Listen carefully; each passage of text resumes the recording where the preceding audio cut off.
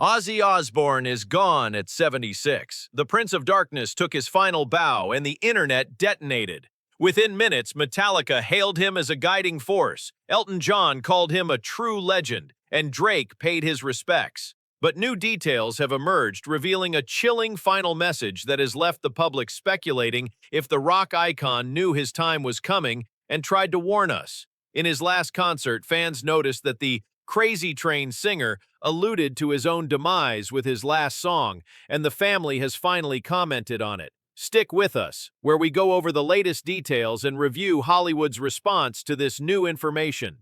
Hours before the news broke, Ozzy's last Instagram post felt like a routine thank you. In hindsight, it reads like a veiled goodbye. Thank you from the bottom of my heart. We're all just crazy trains on the same track. Fans instantly paired that caption with his parting words from the July 5th Birmingham charity show. "I'll see you on the other side." Taken together, it sounded less like stage banter and more like a curtain slowly falling. The family's statement tried to settle nerves, insisting those lines were Ozzy's way of celebrating life, not pre-writing an epitaph.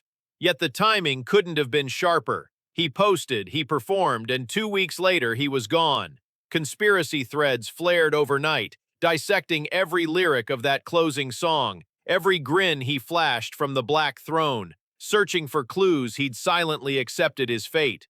Whichever side you land on, planned farewell or cosmic coincidence, the ripple effect was immediate. Tributes leapt from screens to stages before sunrise, turning concerts across the globe into impromptu memorials. And the first to roar were the artists who live and breathe under Ozzy's shadow. Before the sun even hit London, guitars from San Francisco to Sao Paulo were already tuned to grief. Lady Gaga closed her sold-out show by tearing into Crazy Train, the crowd chanting Ozzy's name until her mic shook. In Cincinnati, Pantera ripped Planet Caravan down to its molten core, turning a mosh pit into a candlelight vigil. Def Leppard slipped a Sabbath classic into their encore, lights at half glow so the audience could howl the chorus skyward. And Coldplay? They killed the spotlights entirely, whispered through changes, and let a sea of phone lights become the only stage glow, an arena-wide requiem that felt downright holy. Suddenly, every genre bent toward him. Ghost traded capes for battered Sabbath tees. Primus draped a bass drum in black. Even indie darlings like Phoebe Bridgers posted raw rehearsal clips covering "Mama, I'm Coming Home." Stadiums, clubs, and live stream bedrooms all echoed the same riff. Ozzy isn't gone if his songs keep breathing. It was as if night after night, each band borrowed his crown just long enough to say thank you, then passed it on. But no matter how loud the amps got, one circle of voices still hadn't spoken. The brothers who built the darkness with him, brick by thunderous brick. When the last chord faded, the men who forged it stepped forward. Tony Iommi broke the silence with 2 words, "My brother," and it sounded heavier than any riff they ever carved. Geezer Butler followed, sketching midnight studio wars and decades of backstage laughter, proof that fame never dulled their bond. Bill Ward, forever the heartbeat in the back, called Ozzy the soul we all chased, a line that landed like a drum roll to eternity. Zakk Wylde, the adopted son, poured whole tour buses of memories into one phrase, "Beyond forever." You could feel the sweat-soaked arenas, the rehabs, the comebacks, all orbiting Ozzy like battered satellites around a blazing star. Then the wider metal clan joined arms. Dave Mustaine saluted, the godfather of every detuned riff. Rob Halford vowed Judas Priest would ride out every night in Ozzy's honor. Scott Ian of Anthrax called him the proof you can survive your own madness and still write the soundtrack to ours. These weren't polite condolences. They were battle scars compared and confessed in public. Together, the messages formed a wall of sound louder than any tribute show.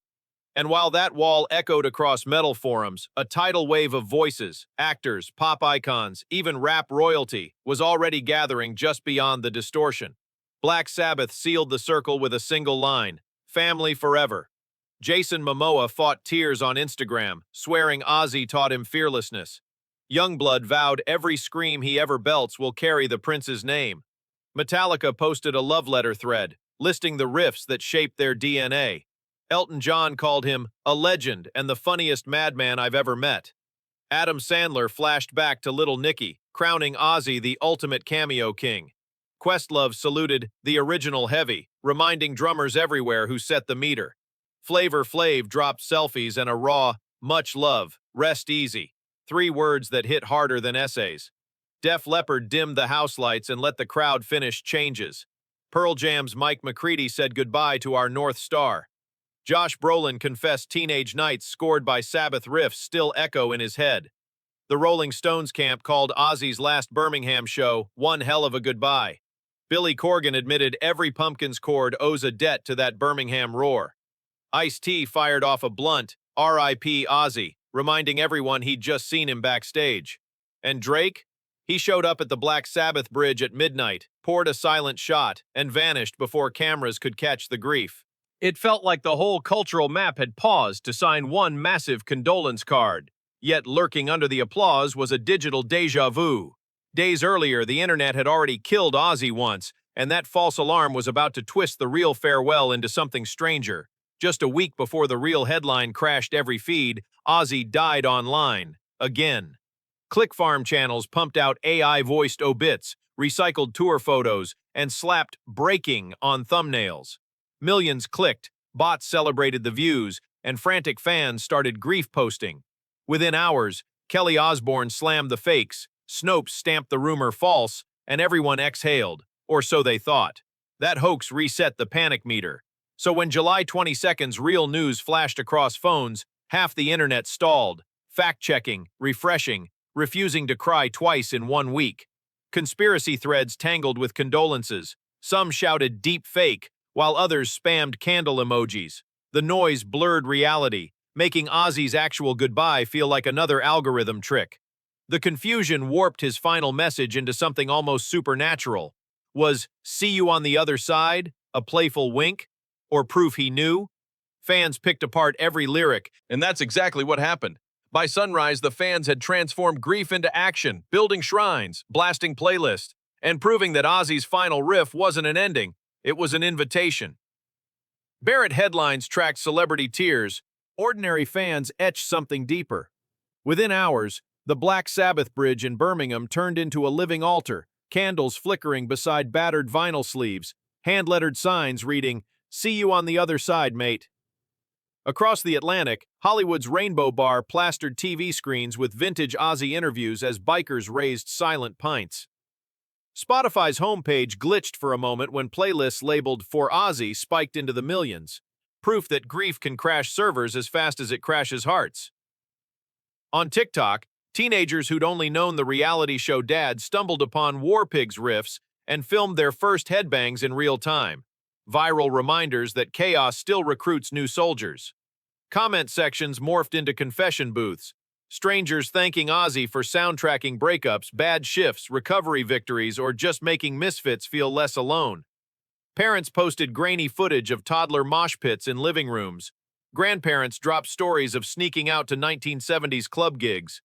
3 generations, 1 battle cry. And that's the paradox he leaves behind. The man who once bit off more than a batwing dragged heavy metal into daylight without sanding down a single razor edge. His legacy isn't just platinum records, it's permission. Permission to scream, to be weird, to burn through your own darkness and laugh at the ashes. Every candle on that bridge, every shaky phone cover, is a signature on that permission slip. But if fans now hold the torch, the question isn't whether the flame survives, it's how wild it'll blaze next. For a man who crowned himself the Prince of Darkness, look at the light he sparked. Stadium chants, midnight vigils, and a tidal wave of first-time Sabbath listeners crashing every algorithm in sight. From Metallica's Heartbreak to Drake's Silent Toast, each reaction is a mirror showing just how many lives Ozzy bent toward louder, weirder, freer. One cryptic line, one final roar in Birmingham, and the world answered back with riffs, candles, and stories that refused to stay quiet. Now it's your turn. Which tribute hit hardest? And what riff, lyric, or TV moment stamped Ozzy into your life? Drop it below. I'm reading everything. And if you're ready to go deeper, the next video dives into Ozzy's wildest onstage chaos. The Bat, the Alamo, the split-second disasters that forged a legend. Hit subscribe so you don't miss it. because this ride isn't over. Not even close.